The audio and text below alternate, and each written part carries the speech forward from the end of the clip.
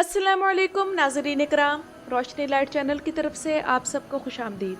तुर्की के तारीख़ी ड्रामों की किसी भी किस्त के बगैर ये चौथा हफ्ता भी गुजर गया है और मैं पर्सनली बहुत ज़्यादा मिस कर रही हूँ पहले नंबर पर सुल्तान फातेह ड्रामा सीरीज़ को और दूसरे नंबर पर उस्मान गाजी पर बनने वाली ड्रामा सीरीज़ को। और आज की इस वीडियो में उस्मान गाजी और सल्तनत उस्मानिया पर बनाए गए इस ड्रामे के हवाले से आप लोगों को अब तक की जितनी भी अपडेट्स हैं वो मिलेंगी। और एक खबर सामने आई है कि इसके नए सीज़न के स्क्रिप्ट राइटर्स की सिलेक्शन हो गई है।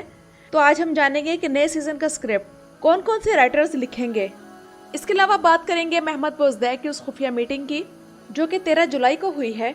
और इसके साथ आखिर में कुछ तबसरा होगा कॉनर रैल्फ के किरदार के बारे में जो कि ये ड्रामा सीरीज़ छोड़कर जा चुके हैं। तो आइए नाज़रीन इकराम चलते हैं आज की वीडियो की तरफ। तो नए सीज़न के हवाले से जैसा कि मैंने आप लोगों को अभी बताया कि नए सीज़न के स्क्रिप्ट राइटर्स की सिलेक्शन हो गई है। तो नए सीज़न के राइटर्स के हवाले से अगर बात करूं तो इस किस्म की खबरें मिली हैं कि सीज़न 6 के राइटर्स में असली ज़ैनब पैकर बोजदैक जो कि महमद बोजदैक की बीवी है, वो महमद बोजदैक और आतला एंगन शामिल हैं। अब आप लोग कहेंगे कि इसमें अच्छी बात क्या है, क्योंकि वाला खातून को उस्मान से भी ज़्यादा कम्पिटेंट और लड़ाई में माहिर दिखाने की असल कल्प्रेट तो असली ज़ैनब पैकर है, तो वो तो अभी तक इस टीम का हिस्सा है, तो फ़ायदा क्या हुआ। तो नाज़रीन इकराम आप लोग ज़रा गौर करें कि इस टीम में फातिमा नूर गुल दली शामिल नहीं है और ना ही इस लिस्ट में महमद अली का नाम शामिल है जिसने इस ड्रामे में एल्चम खातून, आयचा खातून और गुंदूज बे को लाने के लिए सिनेरियो क्रिएट किया था। तो क्या अब अगर महमद अली इस टीम में शामिल नहीं है तो हम ये सोच लें कि एल्चम खातून आने वाले सीज़न 6 का हिस्सा नहीं होगी, क्योंकि तरीकाकार तो यही होता है कि जो राइटर जिस किरदार को ड्रामे में शामिल करता है वही इस किरदार के बारे में कहानी आगे बढ़ा सकता है। तो बहरहाल जैसा हम सोच रहे हैं अगर ऐसा ही है तो अच्छी बात यह होगी कि आने वाले सीज़न में एल्चम खातून इसकी कास्ट का हिस्सा नहीं होगी। और नाज़रीन इकराम, महमद बोजदैक ने 12 जनवरी को इस ड्रामे के राइटर्स की टीम के साथ एक मीटिंग की जो कि खुफिया थी। और इसे खुफिया मैं इस वजह से कह रही हूँ कि जिस कमरे में मीटिंग हो रही थी तो वहाँ एक तख्ती पर लिख कर ये लटकाया गया था कि आप इस कमरे में दाखिल नहीं हो सकते, अंदर मीटिंग चल रही है।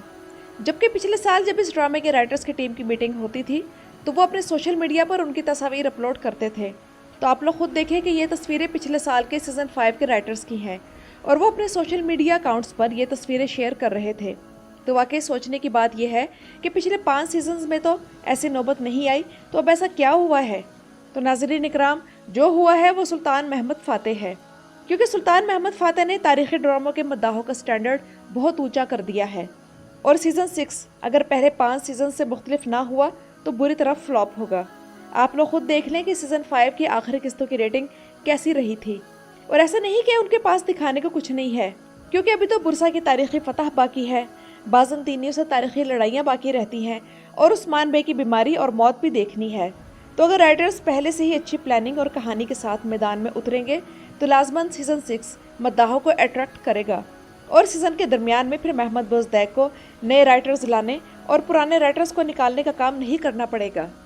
और ये सच बात है कि सुल्तान फातेह ड्रामा सीरीज़ की सूरत में उस्मान सीरीज़ के सामने एक बहुत बड़ा हरीफ खड़ा है, जिससे अब इन दोनों सीरीज़ के कंपटीशन में बेहद इजाफा होगा, क्योंकि सुल्तान फातेह ड्रामा सीरीज़ ने सिर्फ 15 किस्तों में धूमें मचा दी हैं। जबकि नाज़रीन इकराम, उस्मान सीरीज़ के नए सीज़न के डायरेक्टर्स के हवाले से भी खबर मिली है कि अब की बार सीज़न 6 में मेतन गुनाय, अहमद यिल्माज और फातेह बेराम तीनों मिलकर इस सीज़न को डायरेक्ट करेंगे, ताकि इन तीनों जाइगेंटिक डायरेक्टर्स की सलाहियतें नए सीज़न में हम देख सकें।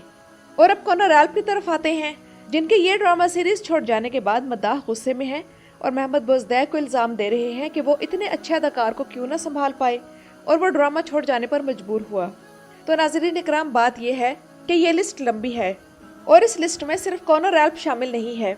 इस लिस्ट में तुर्गुत बे, आकचा कोजा, सल्तूक एल्प, आक तैमूर, अब्दुर्रहमान गाजी, माइकल कोसेस, अहमद आल, कारा अली, सामसा चाउश, दुरसुल फ़की, बलाबंद चाउश और शेख अदब अली वगैरह शामिल हैं।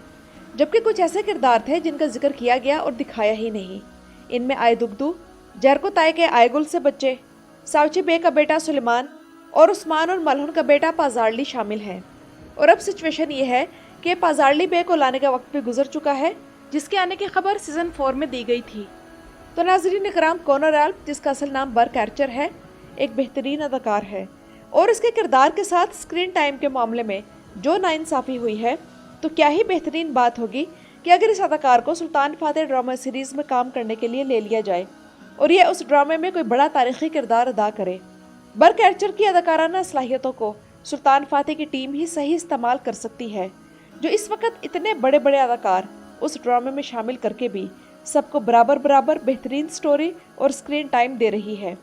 आप लोग खुद देख लें कि इसहाक पाशा की अलग कहानी है और जान दाड़ले की अलग, कुरचू दुआन की अलग कहानी है और मुस्तफ़ा पाशा की अलग, हमजा बे की अलग कहानी है और बाली बे की अलग। और छोटे से छोटा किरदार, मिसाल के तौर पर मेहरबान को भी कॉनर रैल्फ को जितना स्क्रीन टाइम पूरे सीजन 5 में मिल पाया था, उससे ज़्यादा स्क्रीन टाइम सुल्तान फातेह ड्रामा सीरीज़ के चंद किस्तों में ही मिल गया था। तो नाज़रीन इकराम, मेरी राय के मुताबिक तो बर्क आर्चर को सुल्तान फातेह ड्रामा सीरीज़ में लेना चाहिए।